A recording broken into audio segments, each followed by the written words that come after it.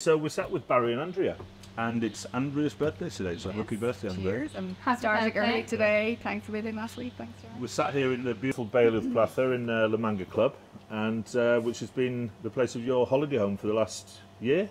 Right, Year or so, yeah. Barry, tell us a little bit about how your journey started. When did you start thinking about property in Spain, and where did you start looking? How did this all come about? Well, it's something we've always wanted to do. We've been looking for years.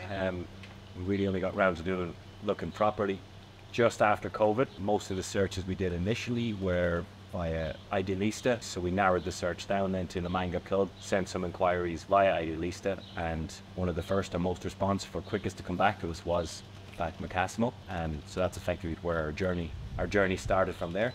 Okay, they were being beaten in the office as soon as an inquiry came through. You called. I remember the name coming through, Barry Kerr. So get on the phone to Barry. And I believe you spoke to Lewis, was it? That's right. And it was just yourself at this time. Andrea wasn't so much involved. No, Lewis, I think, responded within hours. I think we had a good conversation, struck up a rapport on the phone, and he broadened from the one property I'd inquired about. He showed me a number of others as well. We were in Ireland at the time, we couldn't make it out here, so he gave us the option to do virtual viewings, which is how we initially saw the property, really. Yeah. He sent us video. Yeah, he sent you a video, Yeah. And a little bit of an unorthodox way to view a property through a lens, but it's how you start your search. Well, it's risky as well, so that's where we had to build a bit of trust first. So once we established trust, rather than pre-recorded videos, we were offered walkthrough videos live, so you get to see warts and all. Yeah, open that cupboard. Exactly. It's helpful.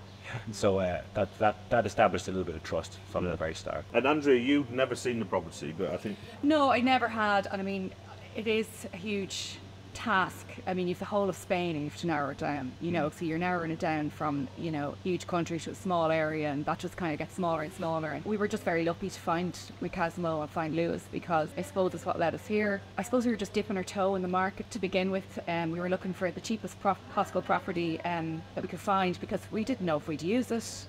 We didn't know if it was really going to be possible to work from here, or, flight-wise, family-wise, everything. So we just said, look, we'll just try it, because it's something we always want. And you guys had great property, very well priced. Again, we got great service. It wasn't the nicest apartment, but that kind of suited us, because we wanted something low budget that we could do up ourselves, We put a deposit on it initially, and I flew out then as soon as I could to take a look. And I just thought, okay, it's not in great shape. I wouldn't like to live in it the way it is, but I could see huge potential, even though it's very small, but I just knew I could do something with it. So we put, instead of buying something for maybe 10 or 20 grand more, we said, no, we buy, there's just so many options out here. You can get every different range. If you want to have, put your own stamp on something, you can go for, something in a lesser budget and spend the extra on your own materials, or if you want something you want to move into.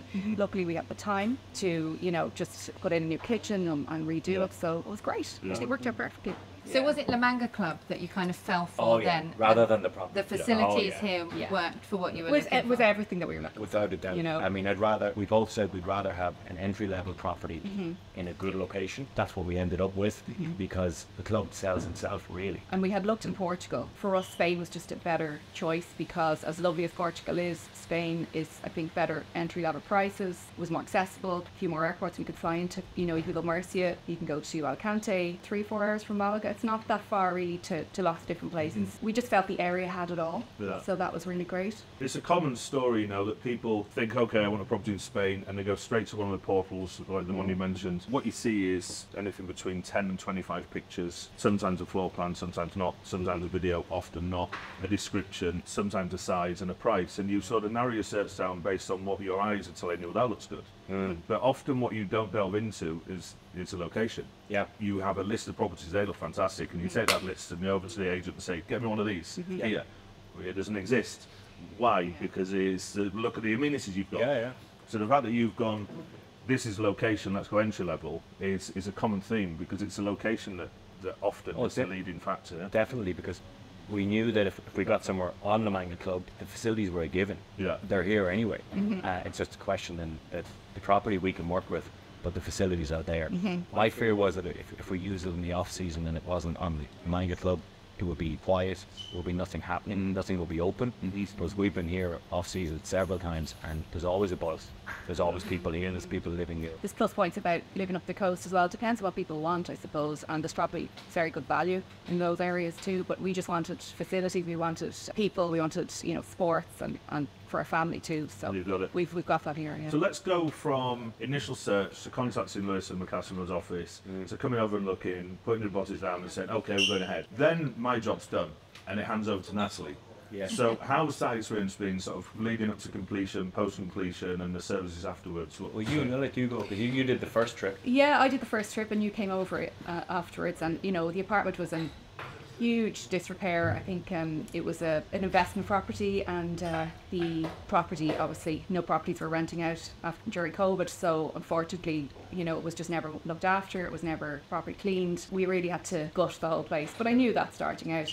So I mean, Natalie was fantastic in terms of just the communication and what, you know, I needed to do curtains and I needed to do, you know, soft furnishings, the tiles, and there was a girl working in the office at the time and I got great support there, so she brought me up to show me the different locations that I could purchase all these items, so there was great afterthought put into everything as well, you know, and obviously you offer the full package, so, you know, I could have whatever level of service that I wanted from you guys. Andrea has great interior design skills, so she didn't need very much from us. You know, we were there just kind of to give advice of where to perhaps go and have a look, and that we could help with utility bills and all that kind of setup. But Andrea had her vision, and you've done an incredible job. And it's in such a good location. I mean, your apartment looks over the square. And I think for family like yours that love to be around people and be around the buzz of what's going on, you've made loads of friends here. I think the location might have been a deterrent for some people. Yeah. You know, they would look at it over the square if they wanted a quiet life. Possibly they would have gone further back into a different block. But for us, we saw that as a bonus. You're not here for a quiet life. Never isolated. Well, I mean, you can sit on the terrace up there in the evening and feel like you're having a night out. The main attraction for us here, like, we're an active family, so we wanted somewhere where there's going to be activities, year-round activities. There's no end to the sports facilities here on site. How I knew about Amanga initially would have been, it would have been well known 15, 20 years ago as a football centre, a training centre. But well beyond that, I mean, it's a fabulous tennis centre here, which has now been modernised and renovated in recent years. So you've got 7, 8 paddle courts down there as well now. So discovered paddle a couple of years ago, loving paddle tennis. Also joined a number of cycling groups, so there's cycling groups here for all levels. So I go out with the road biking groups several mornings a week, and then there's also mountain biking, and it's right here on your doorstep. You don't have to travel. Literally, when you go off the club, you're straight onto trails. If you go left, you got the hills. If you go right, you can stay flat on the coast. But there's no end to activity. So if it's an active type holiday you're looking for, an active lifestyle, it's definitely a place for that. So there's often a misconception that people say, "Oh, I don't play golf, so I don't want to buy any golf course." You're one of the many. I think in fact the stats are 70% of people who own a golf course don't play the game. And you're proof to that. I don't play golf. No, I never have done. Maybe in due time I will, but at the moment, no. You're not going to be short of things to do if you're not. You do every other activity. Everything but golf. And I'm taking golf lessons, so you know. Really good for you. So, you know, there's all these other activities that I suppose people like to do, but there is, I mean, the golf is a super, even if you want to rent your property, it's a great attraction. So, you know, I'm enjoying it. So no regrets? No, Zero regrets. In fact, I think we're in it for the long haul. Good. You know, I mean, we dipped our toe in the water, but we're definitely here to stay. And now, I mean, modern working techniques have enabled us to come out more often, work from here. We've got excellent Wi-Fi on site. And the children love it. I mean, there's so many activities for the kids.